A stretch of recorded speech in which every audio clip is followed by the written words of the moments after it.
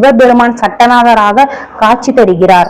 பைரவர் கோலத்திலும் நின்று ஆகாச பைரவர் அவதாரமாக அருள்பாலிக்கிறார். சீர்காழி இரட்டை தெருவில் வசித்து வந்த சிவபாத கிருதயர், புனிதவதி ஆகியோரது மனம் உருகி வழிபாட்டின் மீது இரக்கம் கொண்ட இறைவன் அவர்களின் வேண்டுகோளின்படி முருகப்பெருமானை மகனாக பிறக்கும்படி அருள் புரிந்தார். அதே போன்று 7ஆம் நூற்றாண்டில் ஒரு திருவாதிரை திருநாளன்று சம்பந்தர் பிறந்தார்.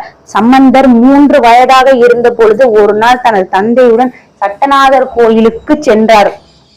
சம்பந்தரை கோயிலில் உள்ள பிரம்ம தீர்த்த குளக்கரையில் அமர வைத்து விட்டு சிவபாத கிருதயர் குளத்தில் மூழ்கி மந்திரத்தை ஜெபித்தபடி நீராடினார். சிறிது நேரம் ஆகியும் தந்தை வெளிவராததைக் கண்டு சம்பந்தர் மலை மீது காட்சியளிக்கும் தோணியப்பரை நோக்கி அம்மே அப்பா என்று அழுதார். இதை கண்ட சிவபெருமானும் பார்வதி தேவியும் ரிஷப வாகனத்தில் அழும் குழந்தை அருகே வந்தனர். அப்பொழுது சிவபெருமான் பார்வதி தேவியிடம், உனது குமரன்